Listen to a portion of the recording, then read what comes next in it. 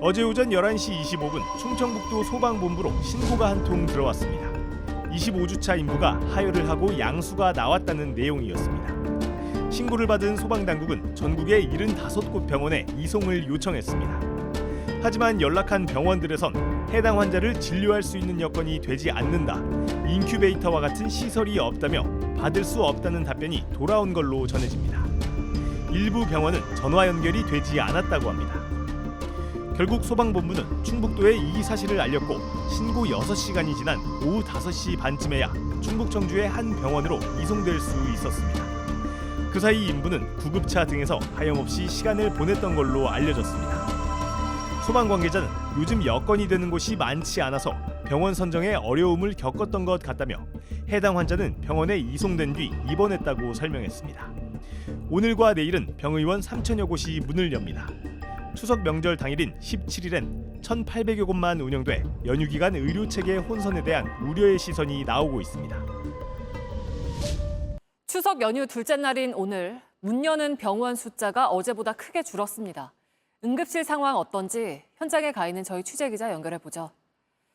자, 황예린 기자, 서울 여의도 성모병원에 가 있는데 응급실 상황 어땠습니까? 네, 이곳 응급실은 밤사이 심정지 환자를 받을 수 없다고 안내해놨습니다. 구급대원부터 모두가 볼 수 있는 종합 상황판에 메시지를 올려놓은 건데요. 전문의 한 명이 진료를 보고 있으니 환자를 이송하기 전에 반드시 수용 여부를 확인해달라고 띄워놓기도 했습니다. 이렇게 대학병원을 중심으로 곳곳에 있는 응급실들이 문은 열어놨지만요. 인력 부족으로 진료 과목이 크게 제한되어 있는 상황이어서 사실상 문만 열어놓는 수준 아니냐는 걱정이 나오고 있습니다. 아픈데 어떻게 뭘 할 수 있는 게 없으니까 개인적으로 좀 그런 부분이 좀 많이 암담할 것 같아요. 네, 그리고 광주에서는 받아주는 병원이 없어서 전주로 간 환자가 있었다고요?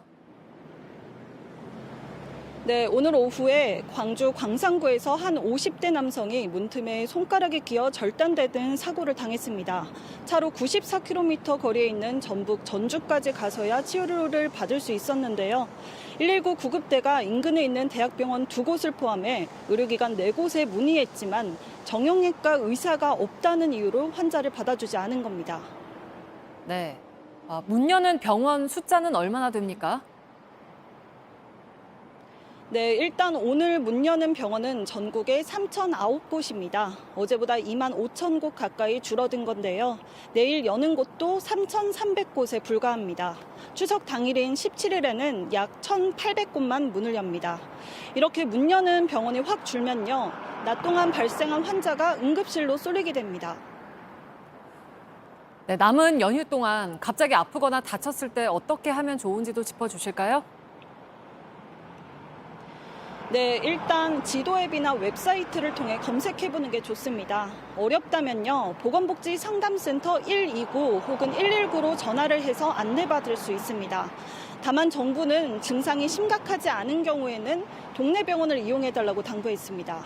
실제 경증 환자가 지역이나 권역, 응급이나 외상센터를 방문했을 경우에는 본인 부담금을 9만 원까지 더 내야 할 수 있습니다. 지금까지 여의도 성모병원 응급실 앞에서 JTBC 황예린입니다.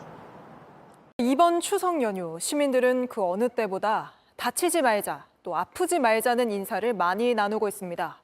연휴에 아플까 봐 미리 약을 타두거나 최대한 움직이지 않겠다는 시민들도 있었습니다. 조보경 기자입니다. 추석 때 다치면 어떻게 하나요? 응급실 뺑뺑이를 당하지 않는 법이 있나요? 인터넷에 추석 응급실을 검색하면 나오는 글들입니다.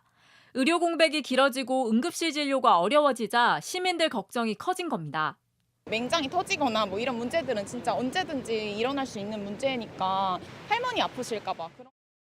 아유, 걱정되지요. 노인들은 더더군다나 뉴스 들으면 막 병원 못 찾아가 헤매다가 죽고 하는 거 안타까워 죽겠어요. 빨리 좀 해결했으면 좋겠어요. 실제 올해 8월까지 응급실에 갔다 진료받지 못하고 다른 병원으로 간 재이송 건수는 벌써 지난해 전체의 약 85%에 달합니다. 이 때문에 연휴 때 필요한 상비약을 미리 준비하는 이들도 늘었습니다. 미리 좀 약을 타가시는 분들이 많거든요. 감기약 수요는 조금 더 는 것 같기는 해요. 혹은 이제 미리 대비하시는 분들 요런. 다치지 말자는 말은 덕담이 됐습니다.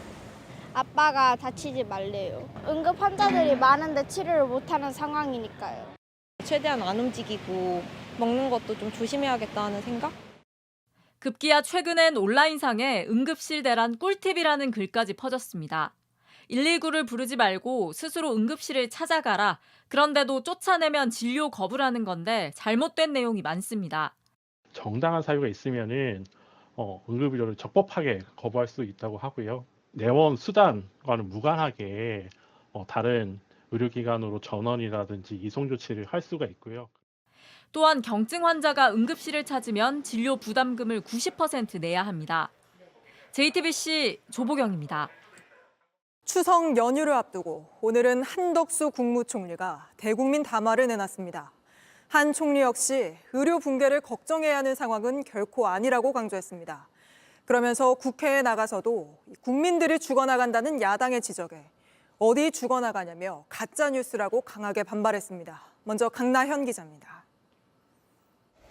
추석 직전 발표한 대국민 담화에서 한덕수 국무총리는 의료 붕괴 상황은 아니라고 했습니다. 우리 의료 상황이 어렵지 않다면 거짓말입니다. 그러나 일각에서 걱정하시는 것처럼 의료 붕괴를 걱정해야 하는 상황은 결코 아닙니다. 의료진의 헌신과 국민 협조 덕에 비상진료 체계가 든든히 버티고 있다며 연휴에도 시민의식을 발휘해달라 당부했습니다. 나보다 더 위중한 이웃을 위해 응급실과 상급 병원을 양보하는 시민의식이 절실합니다. 그러나 의료 현장 곳곳에서는 위기 징후가 나타나고 있습니다.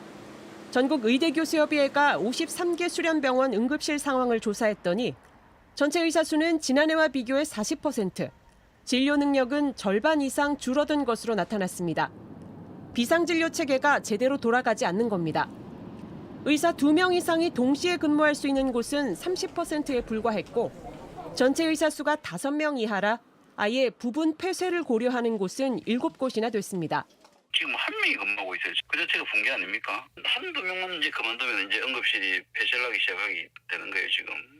그렇게 되고 있죠. 한 총리는 대국민 담화 뒤 참석한 국회 대정부 질문에서 응급실 뺑뺑이를 두고 야당 의원들과 설전을 벌이기도 했습니다.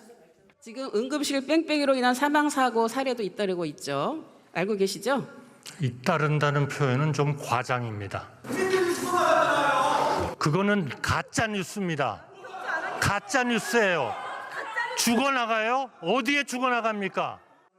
이어 죽어나간다는 표현은 최선을 다하는 의사와 간호사들을 모욕하는 것이라고 말했습니다. JTBC 강나현입니다.